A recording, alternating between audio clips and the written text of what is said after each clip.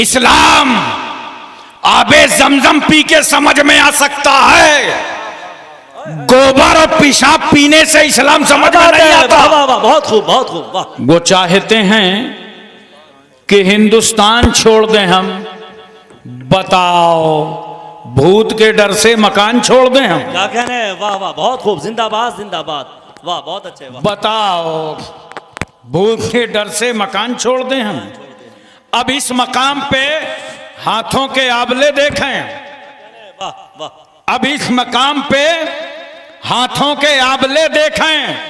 पहाड़ काट लिया है, चट्टान छोड़ दें हम? क्या कहने हैं, वाह बहुत खूब, जिंदाबाद जिंदाबाद, वाह। पहाड़ काट लिया है, चट्टान छोड़ दें हम? हाय हाय, वाह वाह वाह।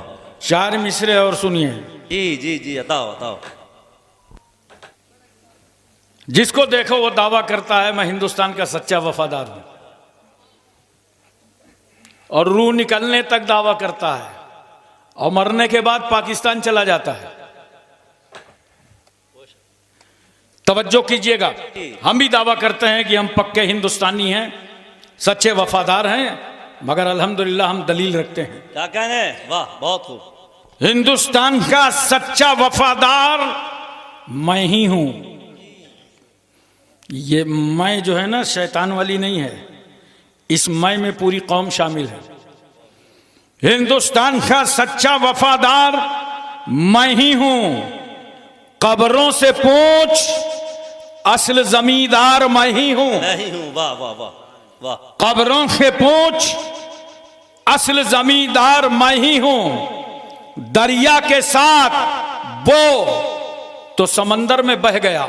है, वाह क्या कहने हैं, वाह बहुत खूब बहुत खूब। दरिया के साथ जी, वो तो समंदर में बह गया। घर में बह गया। बड़ा माकूल इंतजाम है बहाने का। ये राप्ती है, घाघरा है, ये सरयू है, ये गंगा है, ये जमुना है, सब बंगाल की खाड़ी में गए, समंदर में। दरिया के साथ वो तो समंदर में मिल गया। मिट्टी में मिलके मिट्टी का हकदार मैं ही हूं। मैं ही हूँ, वाह बहुत खूब, जिंदा। इस वक्त एक बहुत बड़ा प्रॉब्लम है मुल्क में, और वो ये है कि बाज़ाब्ता मुसलमान दुश्मन ताकतों ने तहरीकें चला रखी हैं और तंजीमें बना रखी हैं और उस पर इनामात रखे हैं कि 2.5-3 लाख रुपए लो और किसी मुस्लिम जवान बेटी को अपने जाल में फंसा लो, उसे गुमराह कर दो, उसे मुर्तद्दा बना दो, इर्तिदाद के जाल में उठा के डाल दो, वो इस्लाम जैसा पाकीज़ा मजहब छोड़ दे। ऐसा बहुत कुछ हो रहा होगा। सोशल मीडिया का जमाना है, आपने भी सुना होगा। 80,000 रुपए का मोबाइल दे करके हमारी इन बेटियों की जिंदगियों से खिलवाड़ हो रहा है, और वो बेटियां जो समझती नहीं हैं, दुनियादारी के चक्कर में उनका हश्र क्या होता है। 2-2.5 महीने के बाद उन्हें छोड़ दिया जाता है, या तो उनका मर्डर कर दिया जाता है। कम से कम 40 बेटियों की लिस्ट मेरे पास है कि ऐसे निकाह हुए और उन्हें जाल में फंसाया गया और फिर उनकी जिंदगी का खात्मा कर दिया गया। ये सारी खराबियां आज एक मोबाइल के जरिए से फैल रही हैं। मैं बताना चाहता हूं आज की तकरीर में, बेटियों, बहनों, माओ, जो इज्जत इस्लाम ने तुमको दी है, दुनिया का कोई मजहब वो इज्जत नहीं दे सकता है। नहीं दे सकता। जी बिल्कुल बिल्कुल, बहुत खूब, जिंदा। और हर शोबे में तुम्हें इज्जत दिया, हर मंजिल में तुमको इज्जत दिया। जब ए बेटी, तू बेटी बनकर बाप के घर में पैदा हुई तो इस्लाम ने तुझे वहां इज्जत अता किया, और जब तेरी शादी हुई, दुल्हन बनके ससुराल गई तो इस्लाम ने तुझे वहां इज्जत अता किया, और जब तू मां बनी तो इस्लाम ने तुझे मां का दर्जा अता फरमा दिया। बेशक सुभान अल्लाह। इस्लाम जैसे मजहब ने जो इज्जतें औरतों को दी हैं, दुनिया का कोई धर्म इज्जत नहीं दे सकता। बेटियों, बहनों, माओ, मेरी शहजादियों, कनीजा ने फातिमा, तुम खुशनसीब हो कि मुस्लिम घर में पैदा हो गई हो। इसकी लाज रखो, इसकी आबरू बचाओ। यहीं तक नहीं, आज मैं पूरी दुनिया के हवाले लेकर के हाजिर हूं, और इसलिए मैं अपने उलमा से गुजारिश करता हूं कि हर आंगन में मेरी ये तकरीर पहुंचा दीजिएगा। इसकी कितनी जरूरत है। अभी मैं पूरे मुल्क के दौरे पे हूं, 3 महीने से कंटिन्यू। हर सूबे और स्टेट से शिकायतें आ रही हैं। आप गौर से सुने और अपनी बेटियों तक, अपने खानदान तक ये पैगाम पहुंचा दें।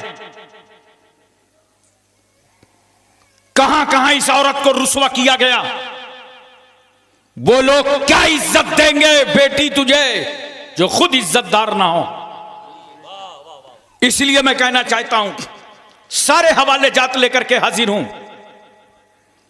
और मेरी तकरीर में मजमा चाहे 2000 का हो, चाहे 2 लाख का हो, मैं बात अपनी पूरी करता हूं, क्योंकि ये चैनलों की मेहरबानी है, ये करोड़ों तक मेरा पैगाम पहुंचा देंगे। तवज्जो कीजिए जरा सा। हर एक का हवाला मैं आपके सामने पहले पेश करूंगा।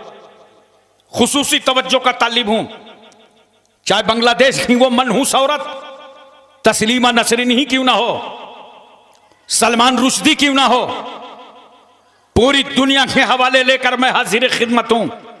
सबसे पहले हम आपको अरबों के यहां लिए चलते हैं। अहले अरब एक औरत के वजूद से सिर्फ नफरत ही नहीं करता था, बल्कि जूं इस पौधे ने उस घर में जन्म लिया, उसको मसल दिया। उनकी कौमी गैरत बर्दाश्त नहीं करती थी कि किसी घर में कोई बच्ची जन्म ले ले। अगर मां की ममता जोश में आती तो बाप की नजरों से छुपा कर अपनी तमन्नाओं की तकमील करती, और जैसे ही जालिम बाप को खबर हो जाती तो दूर दराज रेगिस्तान में ले जाकर बेटी को जिंदा ही पेवंद खाक कर देता था। इसलिए अरबों का मिजाज था, बेटी पैदा हुई है, कल जवान होगी, इसकी शादी करना पड़ेगा, दूसरे के बेटे को अपने आस्थाने का दामाद बनाना पड़ेगा, लिहाजा इसकी जवानी से पहले इसकी जिंदगानी का खात्मा कर दो। अरब की जमीन पर औरतों को भेड़ और बकरियों की तरह बाजारों में बेचा जा रहा था। हिंदुस्तान में आज भी औरत को शौहर के साथ सती कर दिया जाता है, और हिंदुस्तान की औरत की हैसियत एक बेजान बुत की है।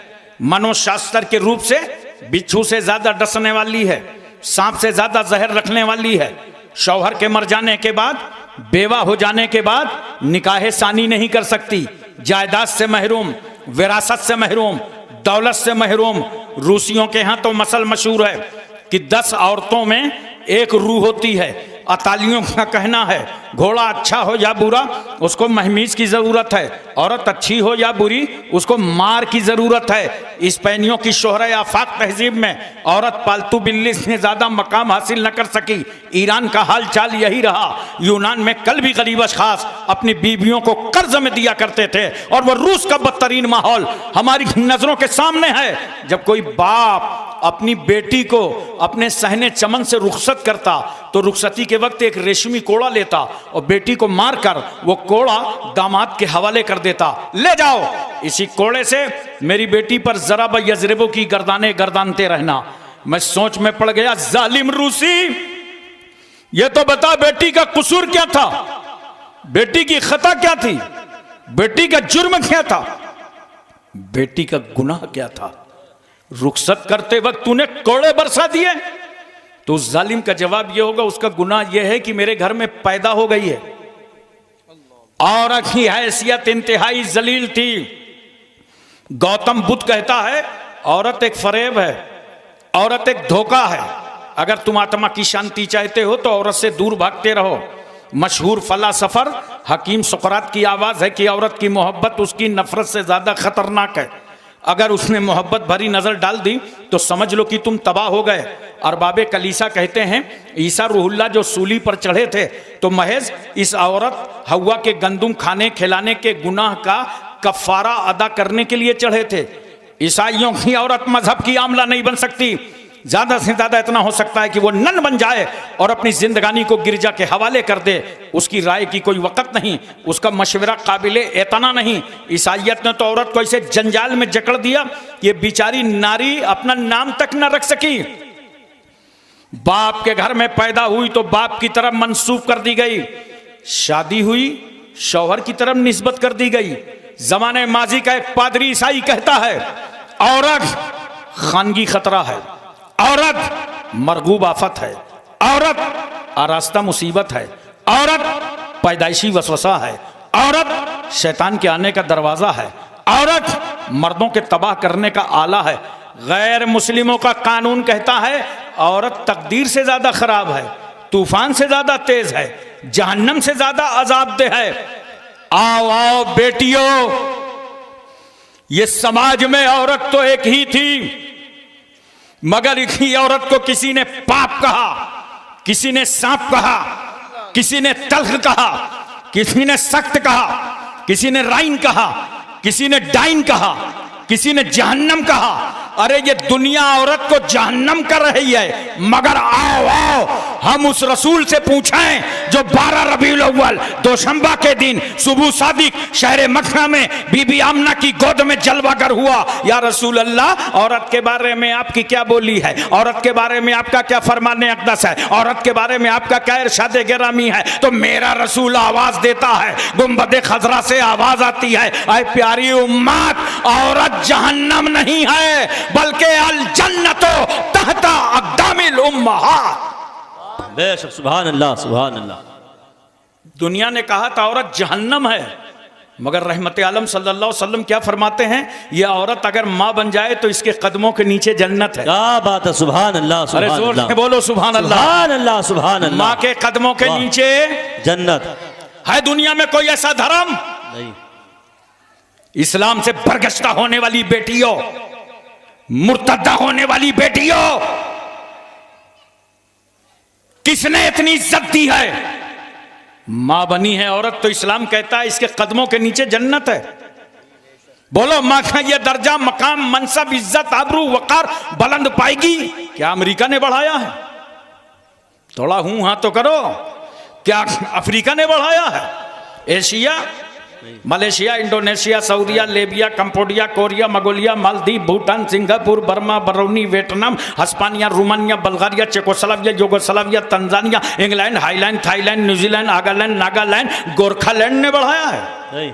मां के कदमों में जन्नत है। ये इंडिया की बोली नहीं है, ये तो हबीबे किबरिया की बोली है। सुभान अल्लाह। नारे तकबीर, नारे रिसालत, मसलके आला हजरत, मजहब इस्लाम, सानिए गाज़ी मिल्लत, हजरत अल्लामा हाशिम कानपुरी साहब क़िबला, नारे तकबीर, सुभान अल्लाह, सुभान अल्लाह। हजरत जरा तवज्जो कीजिएगा, जिस इस्लाम ने औरत को इज्जत अता की, उस इस्लाम के ताल्लुक से कुरान कहता है इन्न दीन इंदल्लाहिल इस्लाम, बेशक दीन अल्लाह के यहां इस्लाम ही है। इस्लाम ने औरत को रहमत बनाया, इस्लाम ने औरत को बरकत बनाया, इस्लाम ने औरत को नेमत बनाया, और इस्लाम तो खुद ही बरकत बनकर आया है। इस्लाम इंसानियत का दीन है, मानवता का दीन है, बशरियत का दीन है, इखलास का दीन है, अखलाक का दीन है, भाईचारा का दीन है, मसावात का दीन है, अहिंसा का दीन है। ये इस्लाम ही का अखलाक था जिसने अबू बकर को सिद्दीक अकबर बना दिया, उमर को फारूक आजम बना दिया। बेशक, सुभान अल्लाह, सुभान अल्लाह। बहुत कहां हैं वो लोग जो ये कहते हैं इस्लाम तलवार से फैला है? बाजारों में बैठते हो, लोग इतराज करते हैं, गर्दन झुका के चले आते हो। इन उलमाए किराम की सोहबत में बैठा करो, इनसे दीन सीखा करो। इस्लाम तलवार से नहीं फैला, वरना मुझे जवाब दो।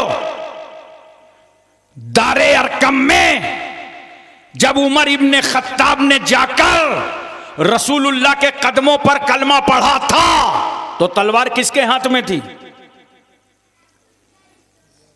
अरे बोलो ना, उमर के हाथ में। तलवार भी लिए थे, मुसलमान भी हो रहे थे।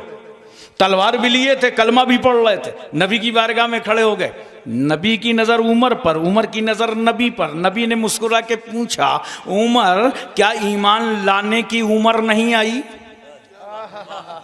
ये सुनना था कि कदमे रसूल में गिरे। का सरकार पढ़ा दीजिए, अशहदु अल्ला इलाहा इल्लल्लाह अशहदु अन्ना मुहम्मदन अब्दुहु व रसूलुहु। तलवार से इस्लाम नहीं फैल रहा, जो तलवार लेके नबी के कत्ल के इरादे से गया है वो खुद मुसलमान हो रहा है। हमने कहा, ए उमर, बड़े जोश में निकले थे, गुस्से में निकले थे, क्या हो गया आपकी तलवार को? उमर कहते हैं, ये मेरे लोहे की तलवार थी जिसको नबी के अखलाक की तलवार ने टुकड़े टुकड़े कर दिए। हजरात, एक बात और बताओ, बड़ी बातें करने वालों, मैं यही तो समझाना चाहता हूं, खास तौर से मेरी बेटियां सुने और इस पैगाम को अपनी सहेलियों तक पहुंचाएं। आप अपने घरों तक ले जाएं ये पैगाम। इस्लाम जैसा बाबरकत मजहब, पैगंबर इस्लाम की शान, जो रहमतुल लिल आलमीन बनकर आए हैं, बताओ, मुझे जवाब दो। समाज में 4 तबके ऐसे होते हैं जो किसी के अकीदतमंद नहीं होते, जैसे दोस्त, साथी, क्लास फेलो। एक साथी अपने साथी का अकीदतमंद नहीं होता। जो हम सबक साथी रहा हो उसको क्या अकीदत होगी उससे? चाहे जितनी बड़ी पोस्ट में आपका साथी पहुंच जाए, IAS हो, वो जिला अधिकारी बन जाए, जब मुलाकात होगी तो बाहों से बाहों डाल देंगे आप, कैसे हो, किस तरह हो, उसे खराब लगेगा। अबे मेरी पोस्ट नहीं समझ रिया, मैं जिला अधिकारी हूं, मगर नहीं, साथी की नजर में तो साथी साथी होता है। इसी तरह बीवी शौहर की अकीदतमंद नहीं होती। इतना खामोश हो नगलिया अकील वालों, लगता है सबकी बीवियां बहुत अकीदतमंद हैं। बोलो, बीवी शौहर की अकीदतमंद नहीं होती। ये हमारे मौलाना गुफरान साहब बैठे हैं, उलमा बैठे हैं, ये जब आपके घर जाते हैं मिलाद शरीफ में, जलसे में, कॉन्फ्रेंस में, आप कितनी इज्जत करते हो। चादर बदल दो, खुशबू फैला दो घर में, आइए हजरत तशरीफ लाइए, सुभान अल्लाह, माशा अल्लाह, मुबारक हो, आइए मुकद्दस कदम रखिए, मुबारक कदम रखिए, बोलो जी जी। लेकिन अभी नहीं, जब मैं चला जाऊं यहां से, तब कल इनसे पूछना कि जब ये अपने घर जाते हैं, कभी बीवी बोली आइए आइए मुबारक कदम रख दीजिए, आइए मुकद्दस कदम रख, हजरत जल्दी से आ जाइए, अंदर आ जाइए, कभी बीवी बोली? बीवी की नजर में तो शौहर शौहर होता है। जी जी, वाह। इसी तरह बच्चे बड़ों के अकीदतमंद नहीं होते। देखो, जितने बच्चे पीछे हैं, जब सलाम होगा तो सबसे आगे इंक्वायरी करो, आए कहां से? रास्ते से कि तुम्हारी टांगों के अंदर से। इसलिए कि बच्चों को बड़ों से अकीदत नहीं होती। इसी तरह इंडिया में नौकर, अरबों में गुलाम। नौकर कभी मालिक का अकीदतमंद नहीं होता, हाथ बांधे खड़ा है, यस सर, जी सर, हाँ सर, और अंदर ही अंदर कुढ़ रहा है कि 6 बज गया है, छोड़ेगा कब? क्योंकि नौकर को अपने मालिक से अकीदत नहीं होती। समाज के ये 4 तबके, दोस्त अपने दोस्त का अकीदतमंद नहीं, बीवी शौहर की अकीदतमंद नहीं, बच्चे बड़ों के अकीदतमंद नहीं, नौकर अपने मालिक का अकीदतमंद नहीं, मगर कुर्बान जाओ उस रहमतुल लिल आलमीन पर कि मेरे रसूल ने सबसे पहले अपने करीबी दोस्त सिद्दीक अकबर से कलमा पढ़वाया। सुभान अल्लाह। मेरे रसूल ने अपनी बीवी खदीजतुल कुबरा से कलमा पढ़वाया। मौला अली शेर खुदा की उम्र कितनी है? आला हजरत फाजिले बरेलवी लिखते हैं 8 साल से लेकर के 10 साल तक की। नबी ने पूछा, अली रात में खदीजा को देखा था? हाँ या रसूल अल्लाह, ये हाथ का उठाना, हाथ का बांधना, हाथ का खोलना, पेशानी जमीन पर रख देना, या रसूल अल्लाह ये कौन सा सिस्टम है? पैगंबर फरमाते, अली मैं अल्लाह का नबी बनकर आया हूं, और जिस खुदा ने मुझे नबी बनाया है ये उसकी इबादत का तरीका है। मौला अली कहते हैं पढ़ा दीजिए। वाह, सुभान अल्लाह। ज़ैद इब्ने हारिसा गुलाम हैं,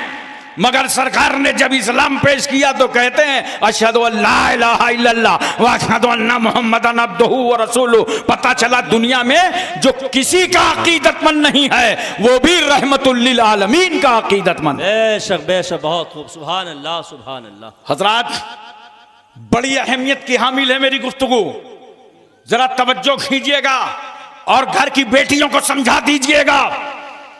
इस्लाम जैसी इज्जत तुम्हें कहीं नहीं मिलेगी, जी कहीं नहीं मिल सकती इस्लाम जैसी इज्जत। औरत तो एक ही है, मगर देखो कभी मोहल्ले में बेटी की सूरत में नजर आती है, वाह, कभी बीवी की शक्ल में नजर आती है, कभी मां के रूप में दिखाई पड़ती है, और कभी हो सकता है शौहर का इंतकाल हो जाए तो बेवा भी हो जाती है। दूसरे के समाज में बेवा को इतना मनहूस समझा गया, अरब के लोग तो बेवा को 4 दीवारी में कैद कर देते थे। तुम्हारे शौहर का इंतकाल हो चुका है, बाहर मत आ जाना। बताओ उस बेवा को कितना समाज में रुलाया गया होगा। रूह निकल जाए तो एक बार मौत, और अगर किसी के एहसास को ललकारा जाए तो हर मिनट में मौत। सहेली की बारात आई है, हाथों में मेहंदी लगी है, लेकिन बेवा सिसक रही है। अब तू किसी के घर की दुल्हन नहीं बन सकती, किसी के घर रहमत और बरकत बनकर नहीं जान सकती। बेवा रो रही है, मंसूबे खाक में मिल रहे हैं, इरादे पामाल हो रहे हैं, मुस्तकबिल की खुशियां कदमों का बोसा दे दे करके वापस पलट रही हैं और अपने खुदा से फरियाद कर रही है, मेरे मौला अगर मेरे शौहर का इंतकाल हो गया तो मेरा कसूर ही क्या था।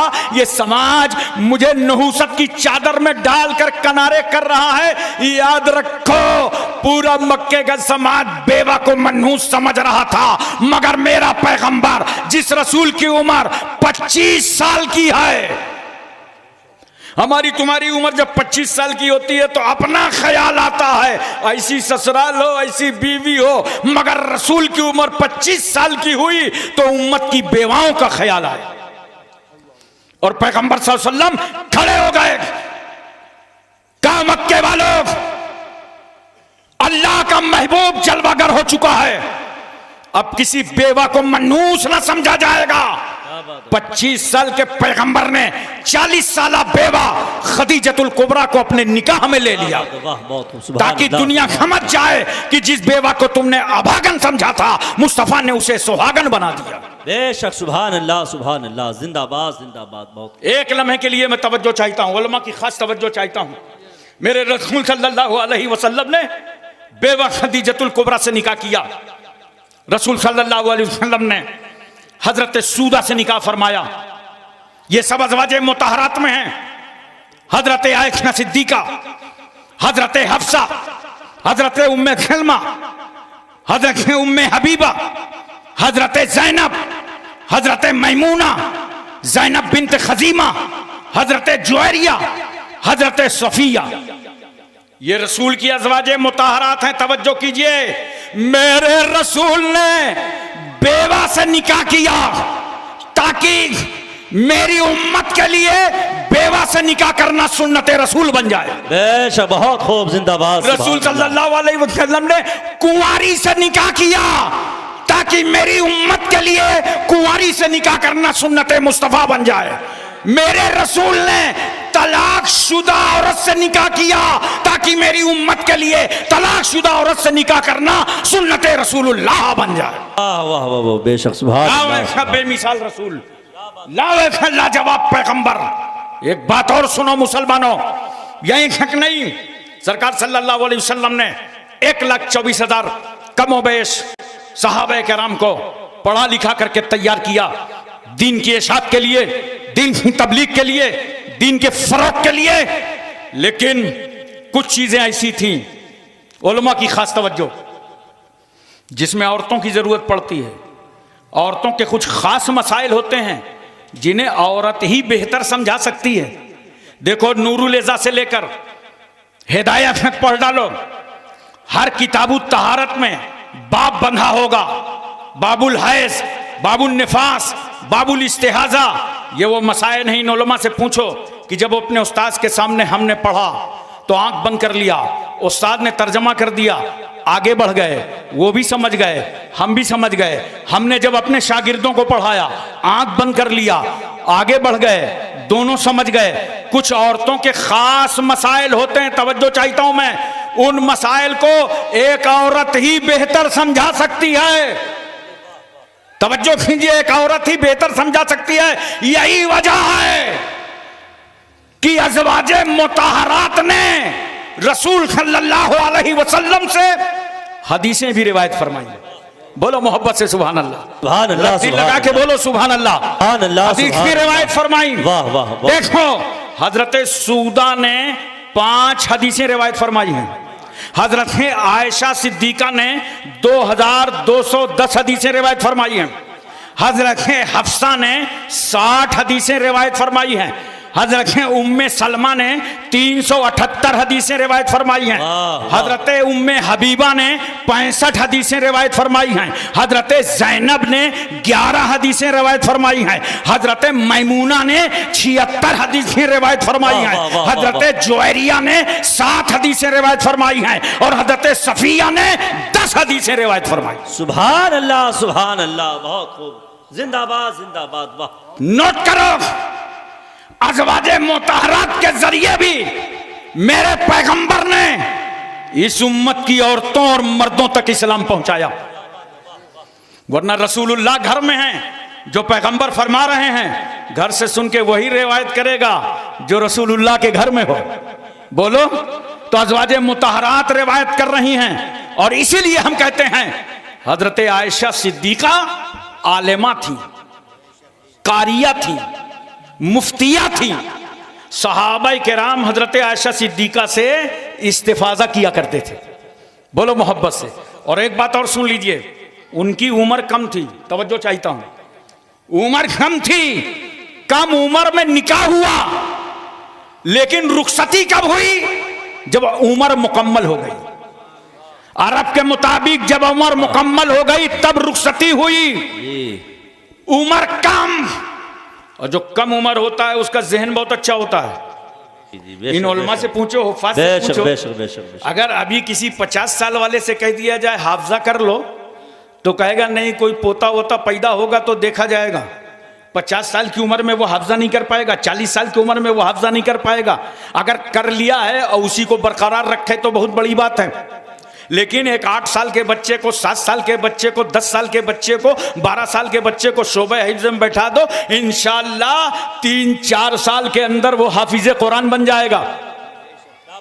क्यों? कि उम्र कम है, जहन अच्छा है। तवज्जो कीजिए, हजरत आयशा सिद्दीका रदियल्लाहु ताला अन्हा से निकाह करना नबी करीम सल्लल्लाहु अलैहि वसल्लम की बेशुमार हिकमतें, मगर मैं अपनी कम इल्मी की बुनियाद पर समझने की कोशिश करता हूं।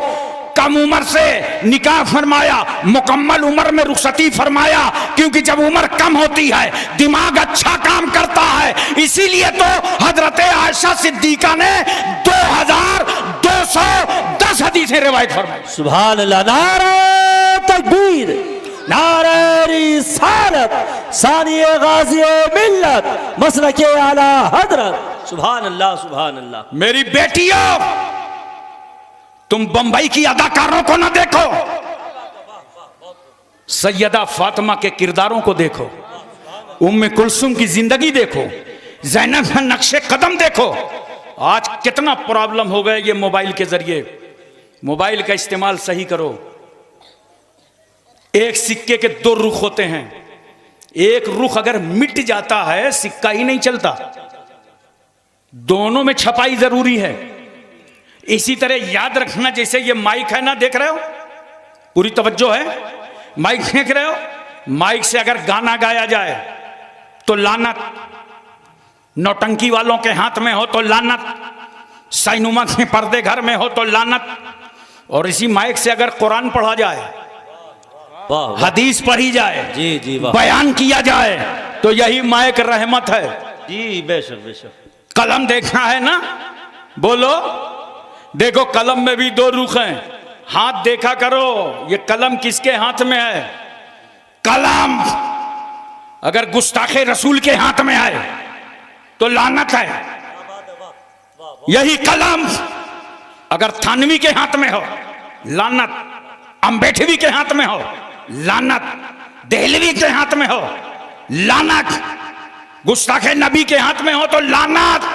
और यही कलाम अगर इमाम आजम के हाथों में हो, इमाम शाफई के हाथों में हो, इमाम मालिक के हाथों में हो, इमाम मोहम्मद के हाथों में हो, यही कलाम अगर मुजद्दिदे अल्फसानी के हाथों में हो, और यही कलाम अगर मुजद्दिदे इस्लाम आला हजरत फाजिले बरेलवी के हाथों में हो, यही कलाम अगर मुफ्ती आजम के हाथों में हो, यही कलाम अगर मुहद्दिस आजम के हाथों में हो, यही कलाम अगर ताजुश शरिया के हाथों में हो, सुभान तो रहमत।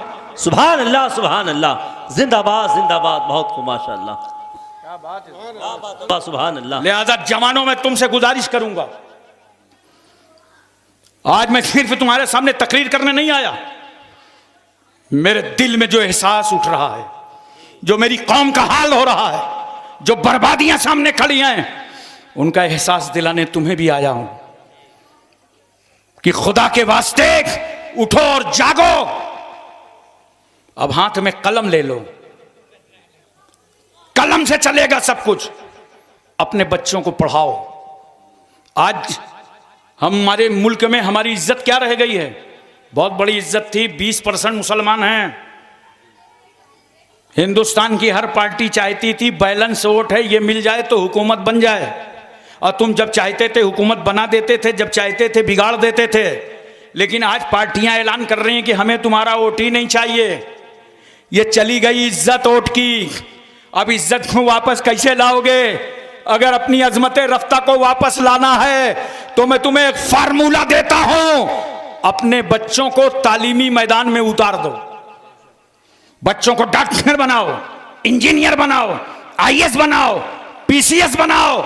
जब तुम्हारे बच्चे डॉक्टर होंगे, इंजीनियर होंगे, आईएएस होंगे, तो तुम्हारे दरवाजों पे फिर भीड़ लगी होगी, तुम्हारे दरवाजों पे फिर मजमा लगा होगा।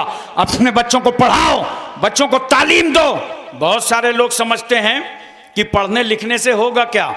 हम लोग जब छोटे छोटे थे तो यही लोग समझाते थे पढ़ने लिखने से क्या होगा, नौकरी तो मिलेगी नहीं। भेजे में भरते थे, नौकरी तो मिलेगी नहीं। अब मुझे एक बात बताओ, 140 करोड़ का मुल्क है हिंदुस्तान, और नौकरी कितने लोग करते हैं? 6 करोड़। तो क्या पूरा भारत नौकरी ही करेगा? याद रखना, नौकरी की नीयत से इल्म नहीं हासिल किया जाता, नौकरी की नीयत से नहीं पढ़ा जाता। अल इल्म नूरुन, इल्म रोशनी है और जेहालत अंधेरा है। जेहालत में अंधेरों से निकल के उजाले में आओ। जब तुम नौकरी की नीयत से नहीं पढ़ोगे, इस नीयत से पढ़ोगे कि अंधेरे से उजाले में आ जाएं, बड़ा फर्क हो जाएगा तालीम में, बड़ा फर्क। देखो, जो लोग नौकरी की नीयत से पढ़ते हैं, तवज्जो चाहता हूं, जब नौकरी नहीं मिलती तो पंखे में लटक जाते हैं। अरे बोलो ना, फांसी लगा लेते हैं। बहुत मेहनत किया था, यहां तक पहुंचे, नौकरी नहीं मिले, अपना वजूद मिटा लेते हैं। लेकिन एक बात बताओ, कभी पूरे भारत में तुमने दस्तारबंदी के बाद, दस्तार फजीलत के बाद, हाफिज आलिम मुफ्ती होने के बाद किसी आलिम दीन को देखा कि खुदकशी किया हो? नहीं। वाह, क्या बात है। अरे बोलो भाई, वाह वाह। किसी हाफिज कुरान को देखा, किसी कारिय कुरान को देखा? क्यों? उसने नौकरी की नीयत से पढ़ा ही नहीं है, उसने तो पढ़ा है दीने मुस्तफा की नीयत से, अल्लाह की रजा के लिए पढ़ा है। नौकरी मिले तब भी रजा इलाही के लिए काम, ना मिले तब भी काम। तनख्वाह ज्यादा हो तब भी दीन की बात, तनख्वाह कम हो तब भी दीन का काम। बेशक, सुभान अल्लाह, सुभान अल्लाह, बहुत खूब, जिंदाबाद जिंदाबाद, वाह। इसलिए दोस्तों, रोटी, कपड़ा, मकान, इसका शौक कम कर दो। अगर 4 जोड़े कपड़े सिलवाते हो साल में, 2 ही जोड़े सिलवा के काम चला लो। क्यों? अभी तुम्हारे 2 जोड़े कोई नहीं देखेगा, पढ़ रहे हो। और अगर इसी तरह जिंदगी गुजार दिया, पढ़ाई न की, तरक्की न किया, तो समाज तुमसे मुतालबा करेगा कि हर शादी में कपड़े बदल के आओ, और तुम्हारी आमदनी है नहीं तो शर्म से चकनाचूर हो जाओगे। अगर ये जिंदगी किफायत शारी से गुजार दोगे और पढ़ाई के मैदान पे आगे आओगे, तो इंशाअल्लाह अगर तुमने 15 साल मेहनत कर दी पढ़ने में तो 80 साल तक मुस्कुरा के जिंदगी गुजारोगे। इसलिए पढ़ाई की तरफ रग़बत दिलाओ। और मेरा एक जुमला नोट कीजिए, वो जुमला नजर करने जा रहा हूं जिसको मैंने सिर्फ इंडिया में नहीं साउथ अफ्रीका में भी कहा था, इतना पढ़ो, इतना पढ़ो। हमारे यहां मुसलमान भाइयों में करते क्या हैं, हाई स्कूल तक गए वापस चले आए, बहुत हद हुई इंटर तक गए वापस पलट आए, इंटर में फेल हो गए, माँ के पास गए, मुंह बना के बैठ गए, माँ ने पूछा क्या हुआ बेटा, अम्मा फेल हो गए। माँ डांटने लगी तो कहता नहीं समझो तो तासुब का जमाना है। अबे ये नफरत फैला रहा है, जबरदस्ती का प्रोपगंडा कर रहा है। हाई स्कूल और इंटर के इम्तिहान ये कंपटीशन का दौर है, तेरा नाम थोड़ी बताया जाता है, रूल नंबर से काम होता है। मेहनत किया नहीं और बता रहा है कि मुसलमान थे इसलिए फेल कर दिए गए। नहीं, मुसलमानों अपनी औलादों को मेहनत से पढ़ाओ और इतना पढ़ाओ, इतना पढ़ाओ कि अपने वतन की जरूरत बन जाओ।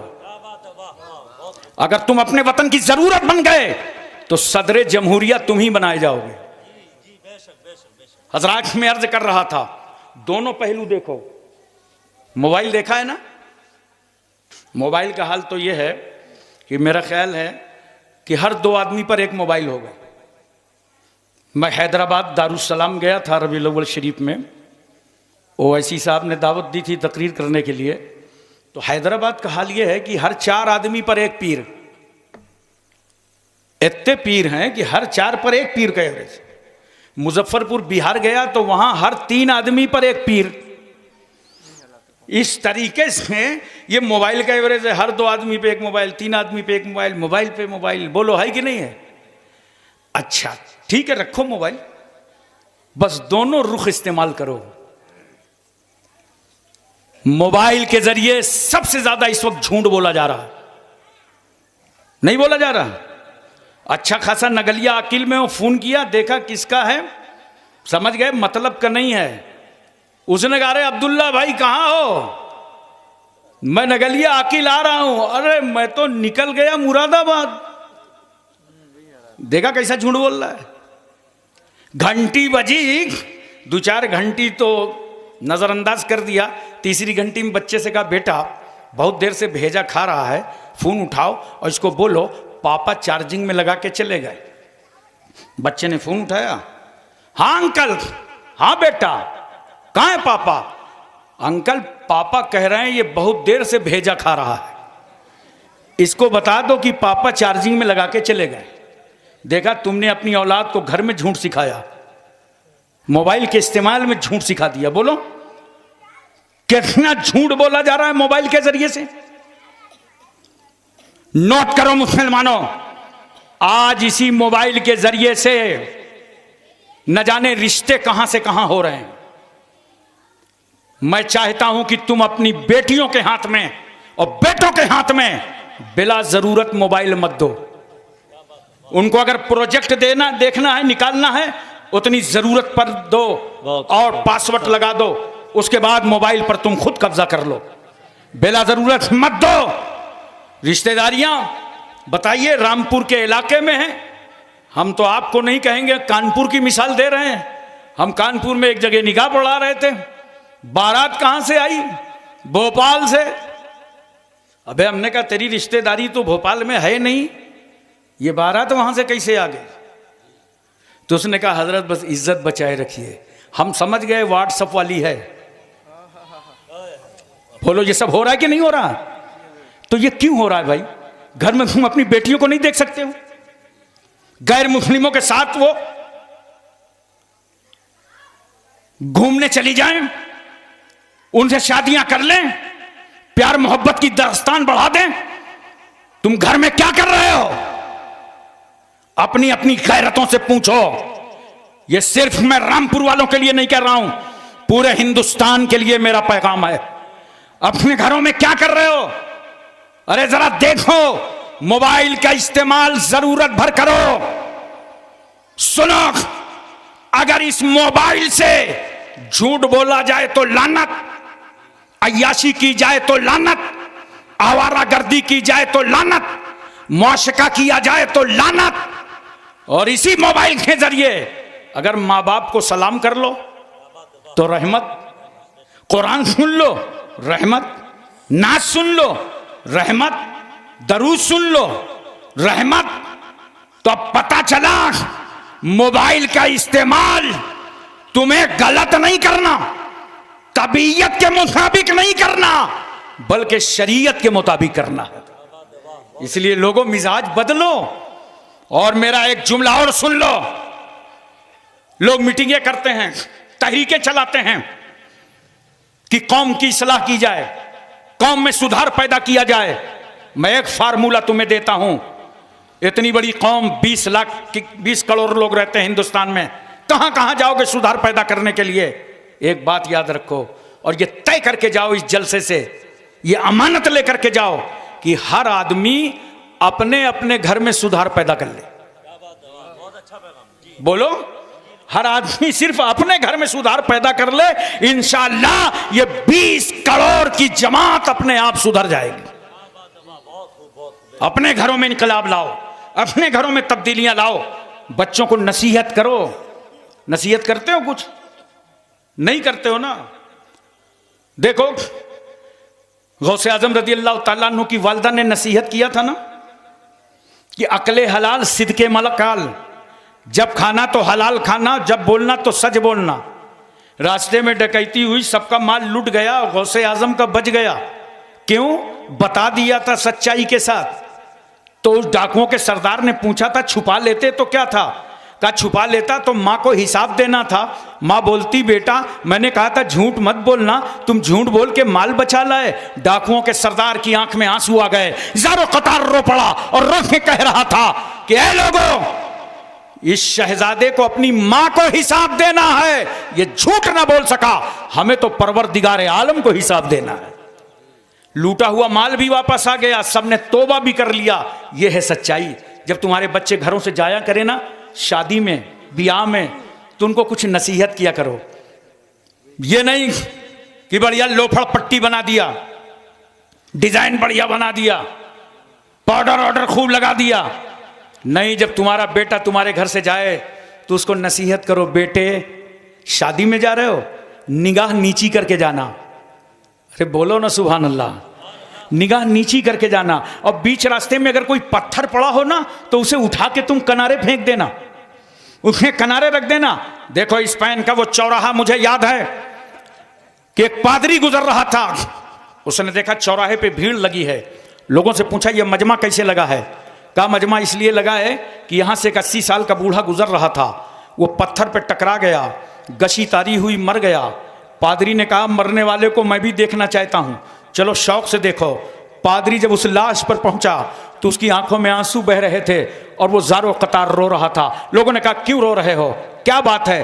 कहा रो इसलिए रहा हूं कि मरने वाले तू पत्थर से टकरा के मर गया। लगता ऐसा है कि इस रास्ते से कोई मुसलमान नहीं निकला। लोगों ने पूछा मुसलमान निकला होता तो क्या रास्ता बदल देता, मलकुल मौत का रूट बदल देता? का रास्ता तो न बदलता, मगर बीच रास्ते में जो पत्थर पड़ा था, अगर मुसलमान निकला होता तो इसे उठा करके वो किनारे कर देता।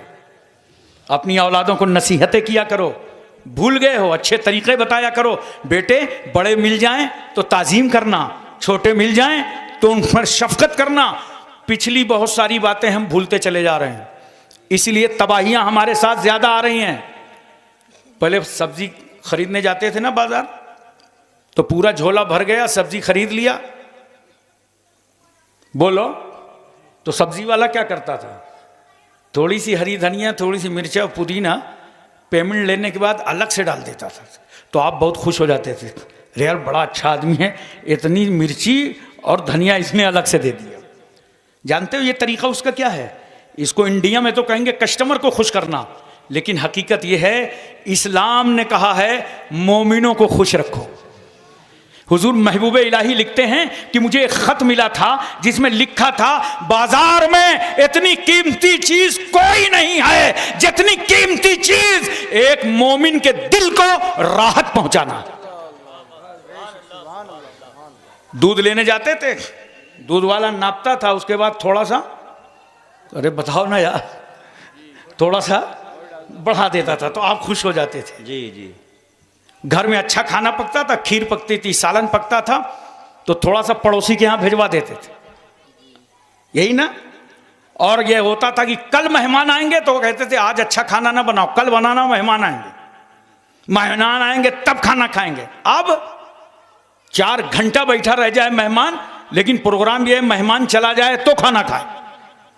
मुंबई चले जाओ तो घंटों वो चाय पिलाता रहेगा, आधा घंटे में चाय पिलाता रहेगा, खाना नहीं खिलाएगा।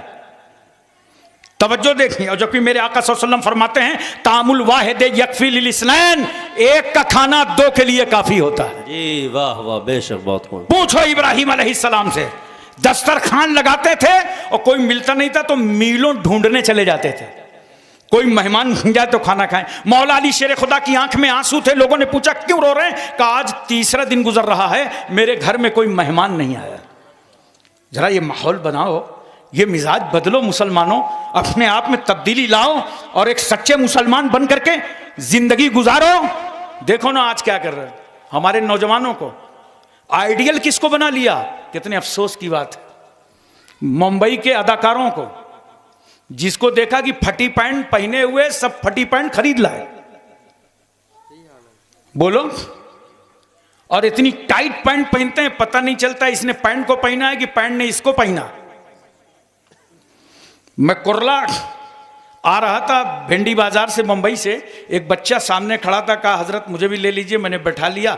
मैंने पूछा कहाँ जा रहे थे, कहाँ से आ रहे हो? कहा वो कुर्ला तक जाऊंगा, शॉपिंग करने गया था, कपड़े लेने, ईद का वक्त आ गया ना। मैंने कहा ला तुम्हारे कपड़े देखें। जब कपड़े देखा तो उसकी आगे से पैंट फटी।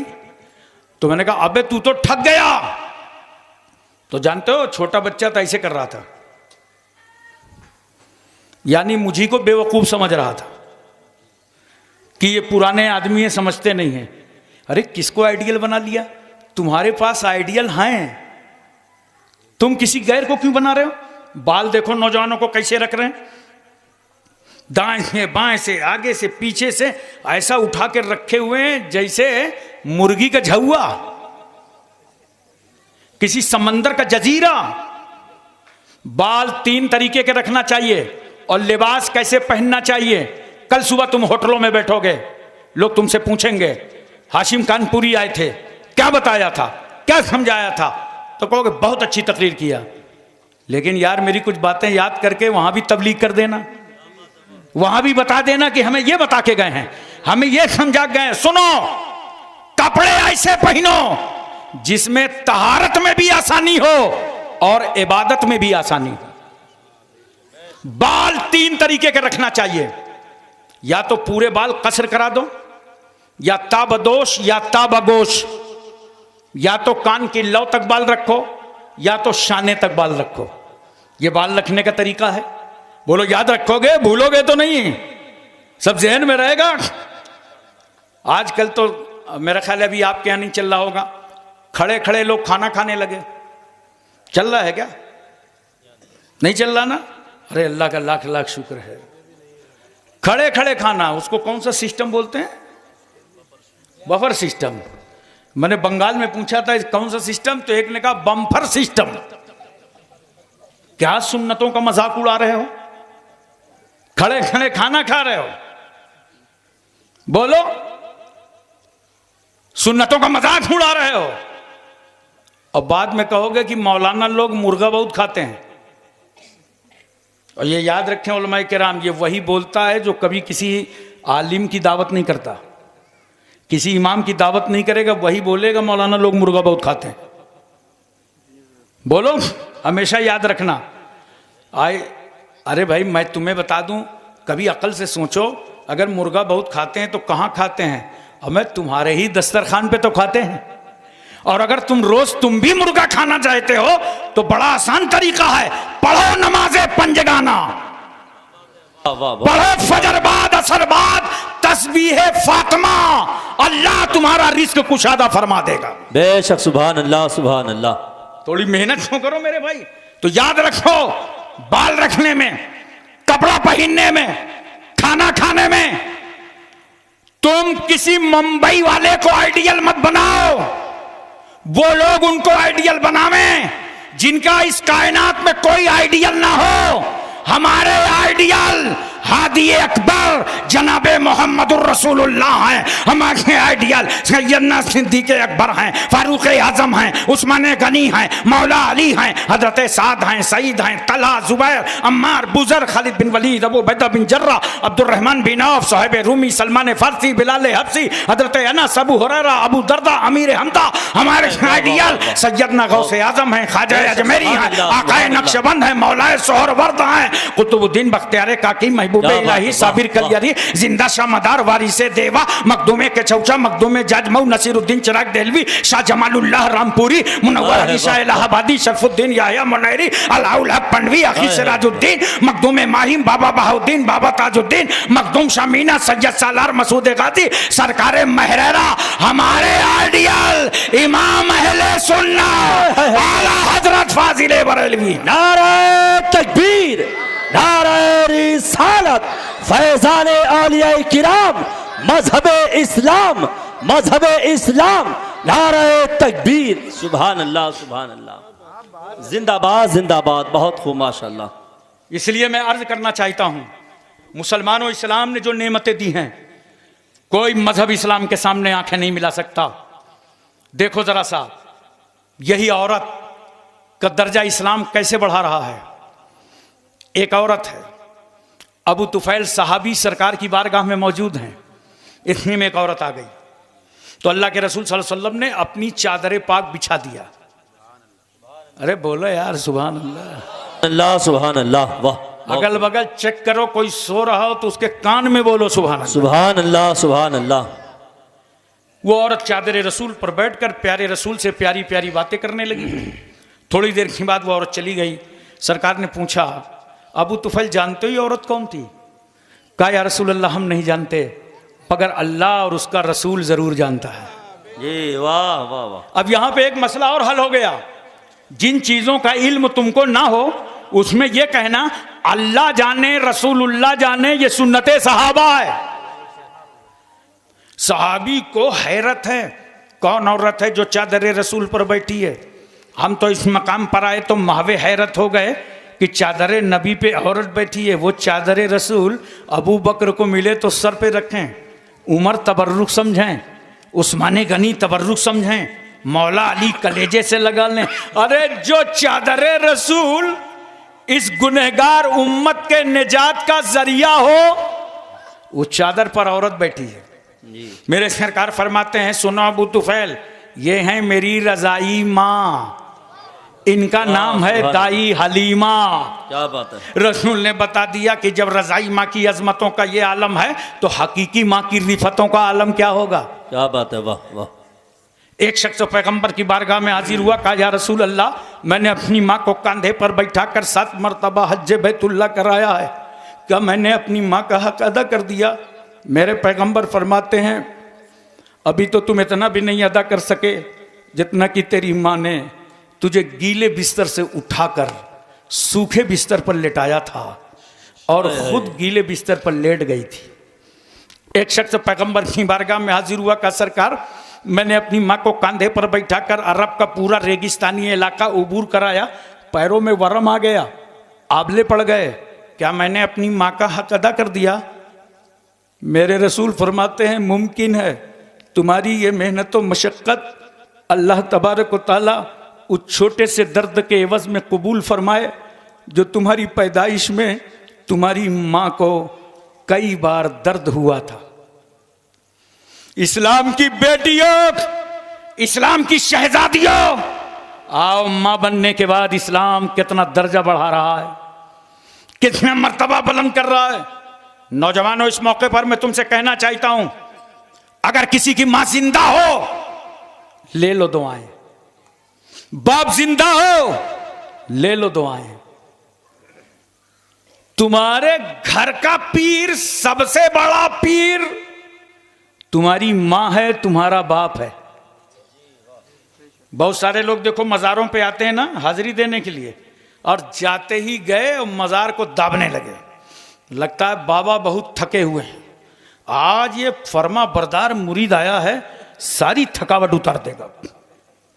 सुनो, मज़ारों को जा करके दावा ना करो, ये जाहिलाना रस्में हैं, बल्कि सुन, अगर साहिबे मजार के सदके में तुझे खुदा से कुछ लेना है तो मजार जाने से पहले अपनी मां के पैर दबा के जाया करो, अपने बाप के सर में तेल डाल करके जाया करो।